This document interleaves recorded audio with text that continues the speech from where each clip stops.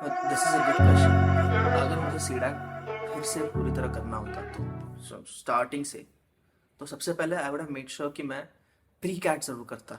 ठीक है, मैंने पर्सनली अपनी जर्नी में प्री कैट नहीं किया, बट अगर मेरे पास ये फिर से करने का मौका होता तो मैं प्री कैट ज़रूर ज्वाइन करता।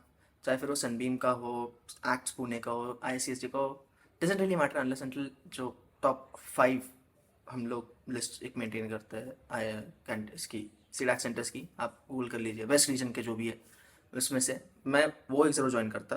रीज़न, आपको प्री कैट में C++ का एक बेसिक्स मिल जाता है, एक DS और एल्गोरिथम्स का फाउंडेशन बन जाता है आपका। तो जब आप एक्चुअल में सेंटर ज्वाइन करोगे, आपका कोर्स ज्वाइन करोगे, 6 महीने जिस स्पीड से जब भागोगे आप लोग, तब पहला दूसरा मॉड्यूल में भी आपका जावा या COPOS होगा। तब आपके पास एक अच्छा फाउंडेशन होता है बिल्ड अप करने के लिए। ला बाकी बाकी स्टूडेंट्स के कंपैरिजन में जब आप प्री कैट करके अंदर जाओगे, it will be easy for you to take those things in and understand. मोटा मोटा बात यह है कि अगर मैं शुरुआत तो प्री कैट से ज़रूर करता, प्री कैट में ज़रूर करता। सेकंड, मैं सीडैक की एग्ज़ाम में डेफिनेटली डेफिनेटली 500 के अंदर रैंक लाता। 1000 मे बी एक्सेप्टेबल, 1500 नहीं, 1500 बहुत बोल रहा हूँ मैं, 1200 या वर्स्ट केस 1300 के ऊपर अगर रैंक जाती तो मैं एग्ज़ाम फिर से देता। मैं नहीं लेता था सेंटर। रीज़न वही, वेस्ट रीजन के मुझे पहले 5 सेंटर्स किसी भी हालत में चाहिए। और वो 5 सेंटर्स कौन कौन से? सबसे पहला है था सनबीम। बिल्कुल, I mean it's a given, Sunbeam almost top कर रहा है कई सालों से, I guess record almost spotless है सनबीम का as of now.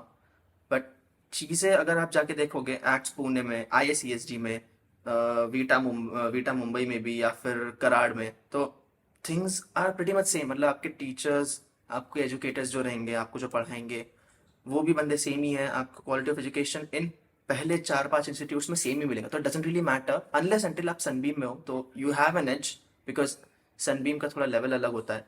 That's what I have heard. मैं पर्सनली ISESD से हूँ, एंड टू बी फ्रैंक, मेरे कुछ दोस्त हैं सनबीम में, and I haven't really came across something which is really cutting edge पर से, क्योंकि जो टीचर उन्हें पढ़ा रहा था वो हमें पढ़ा रहा था, एंड सिलेबस सेम हुआ, सब कुछ कवर किया गया। तो to be fair it doesn't really matter, but it's a good thing. आप अपने रिज्यूमे में लिख पाओगे कि ठीक है, आई हैव बिन, मतलब पहले 500 में मेरा रैंक रहा है। तो okay, scrap this.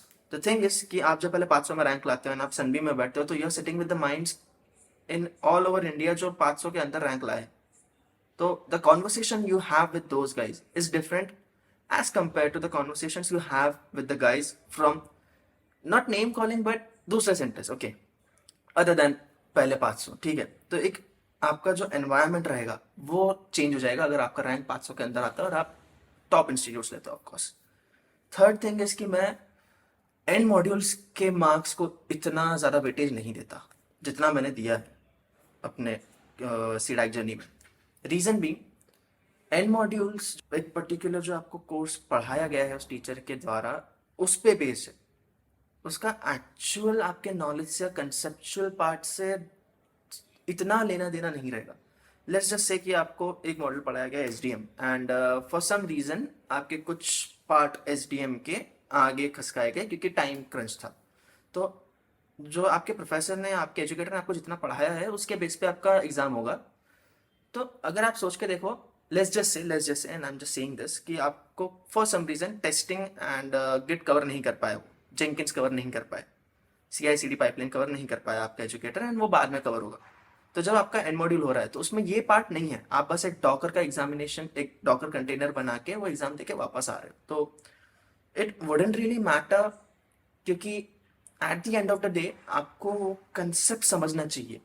Docker file को, एक एप्लीकेशन को कंटेनराइज कैसे किया जा रहा है, उसकी स्टेप्स रटने में, और एक्चुअली एक्चुअली क्या हो रहा है, ये दो चीज़ों में ज़मीन आसमान का फ़र्क है।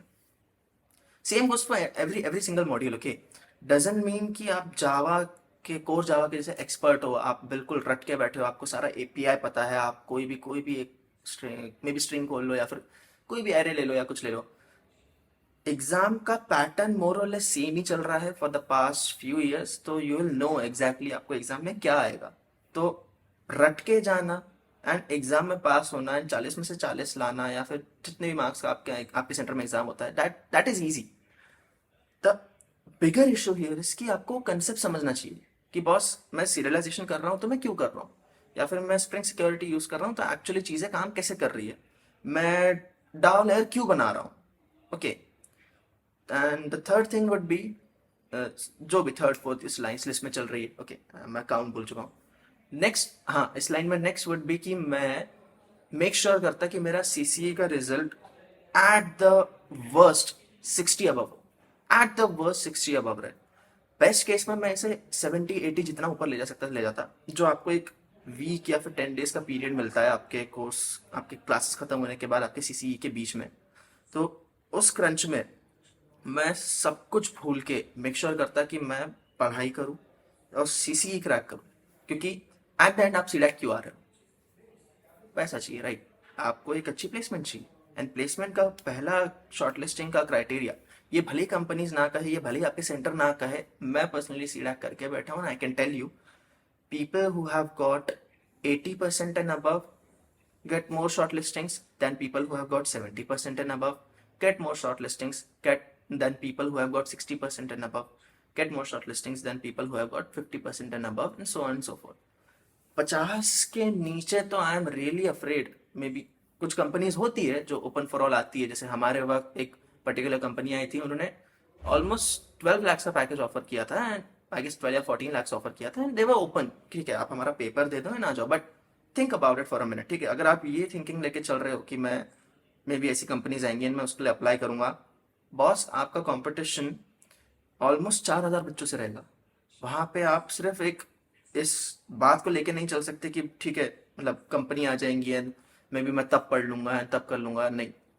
6 महीने का जो आपका ये स्प्रिंट है ना, ये बराबर 6 महीने बाद ही खत्म होगा, रिलैक्स करने का टाइम नहीं है। तो किसी भी हालत में मेक श्योर कि आपका सीसीई का performance on on on top of world रहे, ठीक है। फाड़ दो सीसीई, फाड़ दो, तभी कुछ होगा यहाँ पे। उसके बाद जैसी सीसीई खत्म होता है, लास्ट लास्ट लास्ट स्टेप है ये इस पूरे जर्नी में, मैं इंटरव्यू क्वेश्चंस निकालता जितने भी है, क्योंकि देखो यार आप फ्रेशर हो, ठीक है, मोस्टली फ्रेशर्स होते हैं, या फिर दूसरे सीडैक करने कौन आता है, सी एस आई टी वाले वो बच्चे जिनका प्लेसमेंट नहीं हुआ है, ठीक है, पहला ग्रुप। दूसरा group non C S I T वाले बच्चे जिनको आईटी में शिफ्ट होना होता है, ठीक है, जिनका मे बी 1 या 2 साल का गैप हो या भी फ्रेशर हो।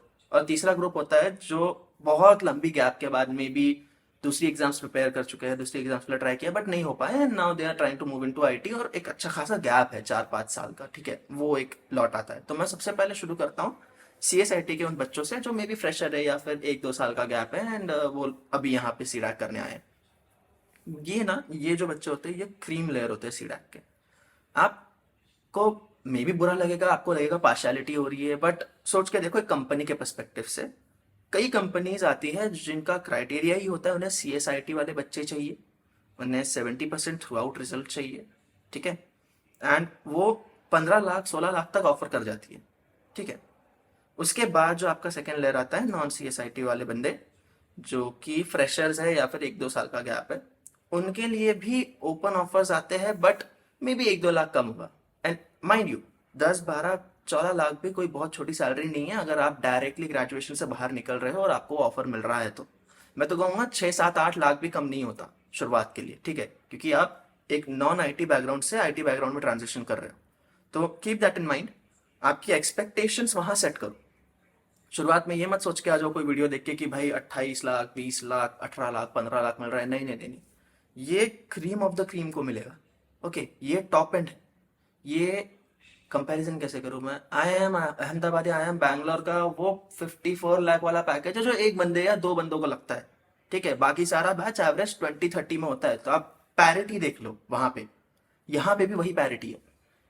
आपको बहुत मिल जाएंगे इन्फ्लुएंसर्स जो बताएंगे कि ठीक है वीडियोस में कि 28 लाख का ऑफर हुआ, 20 लाख ऑफर हुआ, 18 लाख तो बच्चे लेके चले गए, ऐसी सीढ़ा कर लो 18 लाख मिल जाएगा, 15 लाख मिल जाएगा। बॉस आधा कर दो, अपने एक्सपेक्टेशंस को हाफ में कट करो, 9-10-11 तक यू कैन एक्सपेक्ट दैट। अगर आप मैकेनिकल इलेक्ट्रॉनिक्स सिविल कहीं से भी हो, उतना you can definitely expect, I am saying definitely expect, उतना आपको मिल जाएगा if you have work hard enough, ठीक है।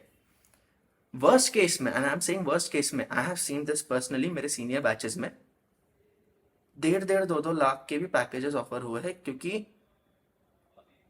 एक पॉइंट के बाद ना अच्छे बच्चे कम हो जाते हैं एंड ओनली वही बचते हैं जिन्होंने सीडैक को भी सीरियसली नहीं लिया, जिनका एम कुछ और था, सीडैक करने आ गए बट कर नहीं पाए ठीक से, एंड अब एक जॉब ढूंढनी है तो क्या करेंगे। तो कंपनीज ऐसी भी आती है, ठीक है। तो प्रिपेयर योरसेल्फ फॉर दैट। तो getting back to the point कि सीडैक अगर मुझे अच्छे से करना होता तो मैं और कैसे करता इसे। मैं मेक श्योर करता कि मैं इंटरव्यू क्वेश्चंस जो है, आप एक फ्रेशर हो, ठीक है, आपको पूछ पूछ के क्या पूछ लेगा।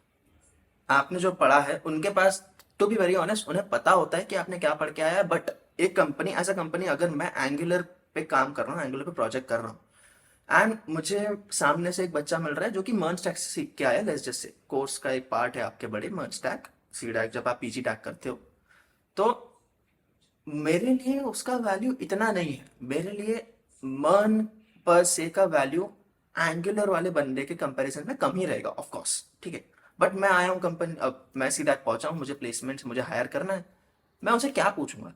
मेरे पास रटे रटाए कुछ क्वेश्चंस होते हैं, एक क्वेश्चन बैंक आप ढूंढ लो, आपको मिल जाएगा, या फिर अगर आप बोलो तो मैं कमेंट में नीचे कहीं डाल दूंगा। बहुत सारे क्वेश्चंस होते हैं, हर आपके 8 मॉड्यूल है, 8 में मैं कहूंगा हर मॉड्यूल पे आप टॉप 50 क्वेश्चंस भी सर्च करो, तो ये बन जाता है कुछ 400 क्वेश्चंस का एक बैंक। आप उतना रट के चले जाओ, मैं लिख के देने को तैयार हूं, आप इंटरव्यू फेल नहीं होंगे, मुझसे लिख के ले लो, आप इंटरव्यू ड्रॉप नहीं कर पाओगे, इंटरव्यूअर आपको छोड़ ही नहीं पाएगा, क्योंकि आपने टॉप 50 क्वेश्चंस घोट लिए हैं इंटरव्यू के। उससे ज्यादा वो पूछ नहीं सकता, क्योंकि उसे ही पता है फ्रेशर हो, उससे कम वो बार सेट करेगा नहीं, क्योंकि उतना तो एक्सपेक्टेड है, बेसिक फंडामेंटल्स। तो you have to be in that sweet spot, पता है क्या, you have to be like, ठीक है, अगर मैं काम कर रहा हूँ maybe let's just say hosting के, किसी एक एप्लीकेशन के होस्टिंग पे, मुझे EC2 इंस्टेंस का मुझे पूछा गया है कि बॉस अगर एक एप्लीकेशन है पर्टिकुलर, मुझे उसका EC2 इंस्टेंस बनाओ, कैसे बनाओ, एक्सप्लेन करो। तो मुझे पता होना चाहिए कि EC2 इंस्टेंस कैसे क्रिएट होता है, ठीक है। एंड ये काफी बेसिक क्वेश्चन है अगर आप डेवऑप्स साइड में जा रहे हो, ठीक है, ये नहीं पूछा जाएगा, मोस्टली जावा या फिर वेब डेवलपमेंट के क्वेश्चन पूछे जाते हैं। रिएक्ट डॉम के बारे में पूछ लेगा आपसे, रिएक्टल के बारे में पूछ लेगा, या फिर पूछ लेगा कि ऊप्स कंसेप्ट एक्सप्लेन कर दो। तो ये बेसिक चीज है, ठीक है, ये बहुत बेसिक क्वेश्चन है, आपने यही रटना होता है। तो एक बार शुरू से शुरू करते हैं। सबसे पहले मैं प्री कैट जरूर करता, सबसे पहला गिवन है, मैं प्री कैट जरूर करता, जहां से भी मिल जाए। प्री कैट तो आई गेस उसका कोई एग्जाम नहीं है, तो आप डेफिनेटली वो कर सकते हो, आपको मिल ही जाएगा प्री कैट, कहीं से भी आप बाय कर सकते हो, यू कैन जॉइन इन। दूसरा जो मैं एक काम करता, मैं मेरा रैंक 500 के अंदर रखने की पूरी कोशिश करता, जो कि हाईली अनलाइकली है, हर कोई 500 के अंदर नहीं आएगा, बट मैं मेक श्योर जरूर करता कि मैं बेस्ट बंदों के आसपास रहूं। रीजन यही है 500 के अंदर रैंक लाने का, रीजन यही है कि you hang out with the best of the minds, okay. Third, मैं एंड मॉड्यूल्स पे इतना ध्यान नहीं देता, फेल होता है कोई बात नहीं है, कंसेप्ट समझने पे मैं ज्यादा ध्यान देता।